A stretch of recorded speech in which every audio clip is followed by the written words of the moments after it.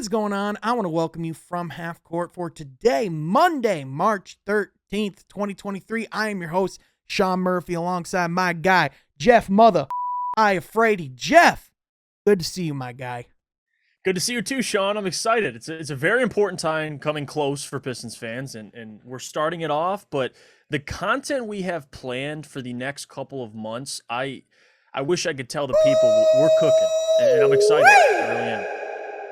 It's going to be great, Jeff. This is going to be exciting. As people and fans of the channel might know, we turn it up around draft time. And with the Pistons having less than 20 games left, with pretty much everyone and their mother all being out of the lineup, Jeff, draft time is here.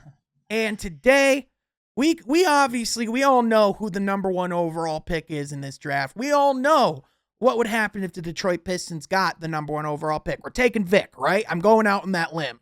I think that would happen. But a very realistic possibility, Jeff, is that the Detroit Pistons could end up with the number 2 overall pick. And at this current time, the number 2 overall prospect in this class is a guard, Scoot Henderson, out of the G League Ignite. However, there's also this other guy, barring, he gets through all this legal stuff, and Brandon Miller from Alabama, who people are essentially comparing to Kevin Durant. Jeff, you've been preaching the Brandon Miller gospel to me for almost 3 months now. Do so to our audience. Why are you such a big Brandon Miller believer, barring he didn't do anything illegal? Yeah, that's the big thing, and especially now with that situation unfolding, I think that definitely takes a hit. But if we're talking basketball itself, Brandon Miller, he's not only the best freshman on one of the best teams in college basketball, but what he's done this year. In the first game I caught of him was Gonzaga. He had a 40-piece on Gonzaga, and after that, I'm looking at a guy who was a little inefficient, still had all the tools, 6'9", can shoot the ball, can guard multiple positions, can score, not really needing help. It's not like Jabari last year where you're watching Jabari and you're like, yeah, he'd be great with Cade Cunningham. Like, Brandon would be great anywhere he goes, and I'm excited to see where he goes. The question, though, is if you're at 2 or 3.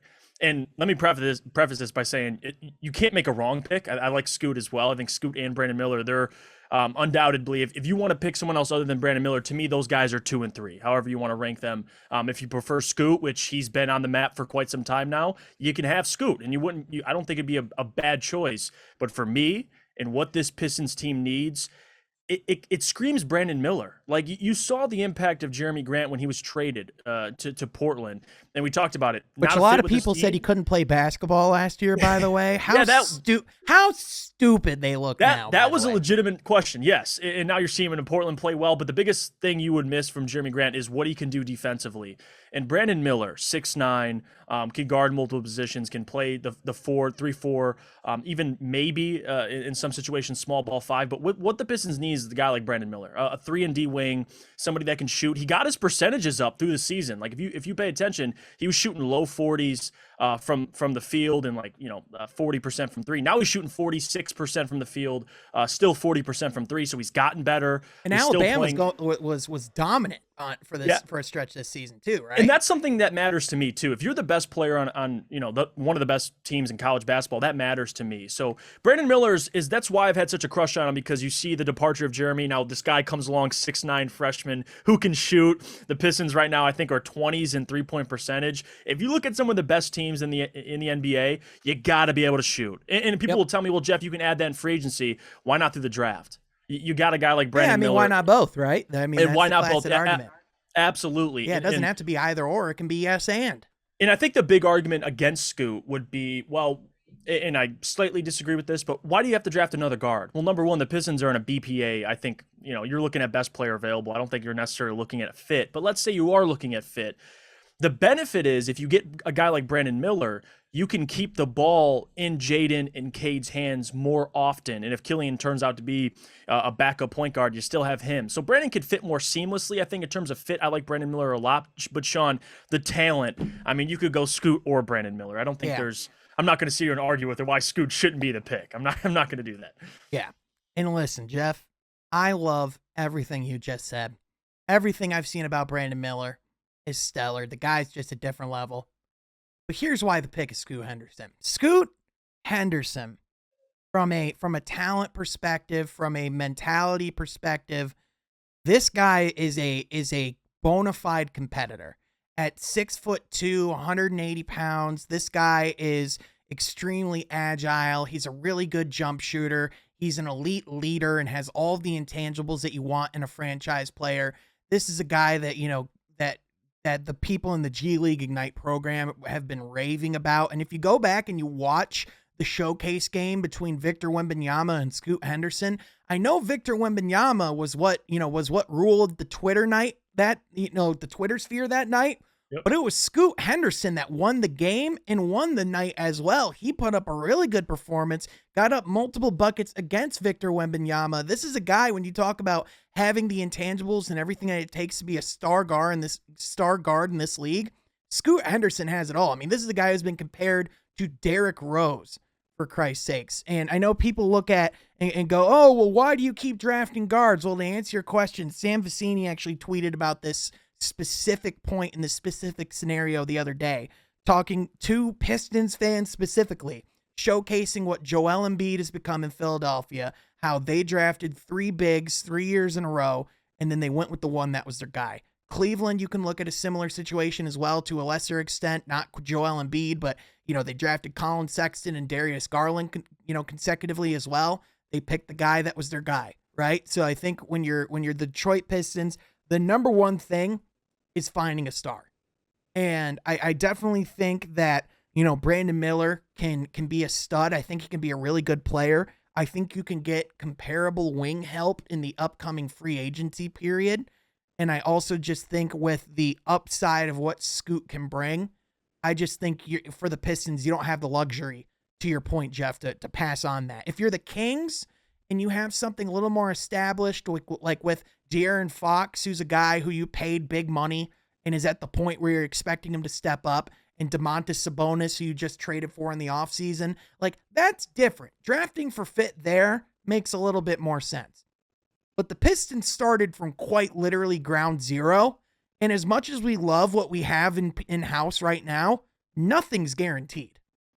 No, and especially with Scoot, if you're looking at baggage and what Brandon Miller will bring now with all this stuff being discussed about Brandon. With Scoot, you have no baggage, and he's been the consensus number 2 player for quite some time. So the question Troy would have to ask himself, looking at this roster, and you brought up some great points about other teams drafting Colin Sexton, drafting Darius Garland.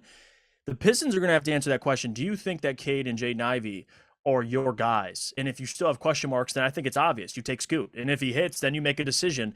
But if you're confident that those two, you're going to want the ball in those guys' hands mainly, then that's why I think a seamless fit like Brandon Miller makes sense as well. Again, the Pistons can't really lose because any of these 3 players, Victor, Scoot, or Brandon Miller, I'm all on board for. But if you're at that 3 spot, 2 would be tough to take Brandon over Scoot. But if you're at 3, I mean, I think those guys will all line up 2 and 3 in the NBA draft this year. Right. And it's not to say that, the Pistons should be overlooking the guys that they have in-house or should feel like they don't have any reason to believe that they have really good players in-house, because Jaden Ivey has shown over the last couple of months an insane amount of growth on the offensive end of the ball. Like, his playmaking ability from day one to now is absolute night and day. The mid-range game that he's been able to implement throughout the season, like, we didn't expect that this season, so for him to have that now is insanely impressive. But having said all that, it's not a guarantee. And ultimately, I think we know that Cade's going to be a guy. I feel comfortable saying Cade's going to be a guy. But you can also go out and see who's the better fit with Cade Cunningham. Which guard better complements the game of Cade Cunningham? Because, I mean, let's be honest, there's a lot to like about what Scoot Henderson brings to the table. I know Jaden Ivey's been improving his jump shot. I think Scoot Henderson has a lot of known commodities to his game. And I know fans are like, oh, well, get attached. And it's like, oh, well, hold on. We really like these players. I'm not saying we don't like these players at all, but this is the reality of a rebuild. You compare and contrast your prospects, and you put the pieces together and figure out what's going to be the best puzzle to put this team in contention long-term. Right. Right. Yeah. So. And again, another thing you have to look at, this is the question for me, and this is what I look at when I'm looking at building this roster. You have Cade, and you want to continue to surround him. And now with Ivy too, with more shooting and Scoot Henderson again. To say a guy doesn't have this, or whatever it is when you're poking holes in guys' games at 19 years old, I hate doing it because it doesn't mean those guys can't get better. But if you have Right. Scoot, Ivy, and Cade all playing together, the question is with Scoot, can he be a more consistent jump shooter than Jaden Ivey? Because Jaden Ivey to me is getting better, but will he be, a 40% 3-point shooter? Probably not. I don't see Yeah. Ivy. He could, but I think he'll probably be more of a 35, 36% at the most for me personally. Now you have Scoot. Where can he go? Because with Cade, I want more shooting around him. And guys that can make plays like Scoot is important. But with Brandon, you get a seamless fit there. So you get to put the ball and keep the ball in Cade's and Jaden Ivey's hands. But now you get more shooting and guys that can defend, which this team absolutely needs. So that's why I always lean more Brandon Miller. Wings, obviously, I'm going to lean more in favor of, especially if you could shoot, which is incredibly important. But that's the question is I like Scoot, love the player, but maybe it's the bias in me because we cover the Pistons that you like Ivy and Cade, but adding Scoot, I'd rather just you plug and play Brandon. Right. I get it. I mean, Brandon Miller is the out of the box, day one, seamless fit, fills a lot of the gaps, solves a lot of the problems and questions that the Pistons are facing in the short term. But again, that's the duality of it. Are you looking too short term and trying to solve and fix and plug the holes that the team has now? Or are you perhaps creating holes and limiting the team's potential of what it could be going forward? I mean, let's be clear about it. I mean, Troy Weaver's shown he's not afraid to bring in guys at the same position. I mean, he's traded for he's gotten 3 different bigs in the past year alone. Mm-hmm. Not to mention when he brought in Isaiah Stewart at the very beginning. I mean, and we're seeing competition between James Wiseman, Jalen Duren, and Marvin Bagley. By the way, I think Marvin Bagley is definitely going to be the odd man out. I know it's only been a couple games, but he's looked so uncomfortable in that. I'm not sure what your thoughts are on that, but that's the ultimate point. You put these guys, through competition, you encourage them to grow together and you see what breeds out of that. Right. Mm-hmm. And on top of that too, imagine drafting Scoot and you have Cade and Ivy who haven't really played together at all this year, and then you drop Scoot in there, and now you have 3 guys that haven't played with each other at all, figuring it out in a year where you expect them to make an improvement. That's part of it too. But again, you're taking BPA. If I'm Troy, you're looking at between Brandon and Scoot, who has the higher upside? Who do you believe can be a superstar in this league? And I think it ends there. I don't think you have to discuss, well, this guy will be a better fit, instantly. If you believe Scoot can be a superstar player, you don't pass on him. Yeah. I mean, so that's the real question. I think Troy would have a better idea than us. For sure. Now, Jeff, this is one last question, and this is probably the least sexy route. But let's say the Pistons are called about trading that number 2 overall pick. What would it take for you what would it take to get that pick pried out of your hands? Because this is when we talk about this is the most valuable number 1 pick in a long time, I would argue this is the most valuable number 2 overall pick in a long time. Yeah, I would say no, but again, you have to give me the offer first. I mean, if you're giving me a superstar player in his prime, obviously we'll think about it. But other than that, no, I think the Pistons should keep it.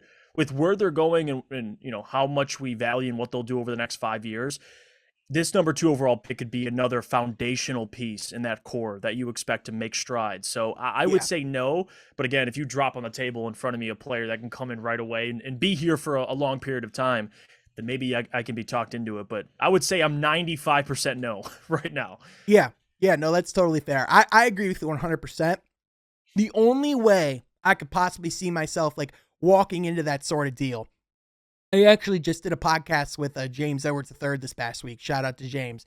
He brought up trading one of those picks. He said, what if Brooklyn calls up and offers them Mikal Bridges? You listen to that call, and I'm like, damn, that might be the only guy. But even then, would Brooklyn make that call? I have no idea. But that's exactly what we're talking about. Now, I think Cam Johnson is a guy to me when I talk about free agent targets that fill that Brandon Miller type role. I think he's a great guy to go and get in the offseason. Now, you'd have to probably pay him around $18 to $20 million a year in order to get him. And with Brandon Miller, you'd probably be talking about $11 to $12 million a year with his rookie salary. So it would be more of an investment. But arguably you'd be getting a more sure thing at the beginning of it. But I mean, Jeff, I think you and I could both agree on this one point. What a good problem to have. My God. Yeah, it reminds me a lot of like last year. I mean, you like a lot of these prospects, and until you really find out where they're picking, there's a couple guys you're comfortable with taking. Like we can discuss, Scoot, Brandon, Amin Thompson, whoever you want to discuss. But it's once we get to the draft, whoever's there, I think we'll be comfortable with that selection. It's like last year. Like it's like last year on crack. I mean, Yeah, honestly, yeah. like with all due respect, like honestly, like thinking back about that class, do you think Jabari Smith Jr. would have been a top 5 pick if he went out this year? No. And that's crazy. Like this Yeah, is a guy that was literally the consensus #1 prospect up until draft night last year. Yeah, I could see him sliding a little past 5, maybe top 10. But yeah, there's too many guys this year. I mean, Victor, Scoot, Brandon, it is a lot. Yeah, the Thompson twins, which there's a lot. Which we'll be definitely talking about them in a video in the future as well. We're going to be getting some more people in and rotating more people in to talk about draft coverage as well, Jeff, because man, a difference between last year and now, Jeff, we got a lot of friends now. And I'm excited for the content and things we're going to be able to bring. Be sure you like this video, subscribe to the channel, and make sure that you're tuned in to everything we're doing. Be sure you follow my guy on Twitter at Jeff5Frady as well, and your boy Sean at Sean Half Court. But ladies and gents, that's going to do it for today. Thank you so much for tuning in, and I will catch you guys next time from Half Court. Be sure you subscribed.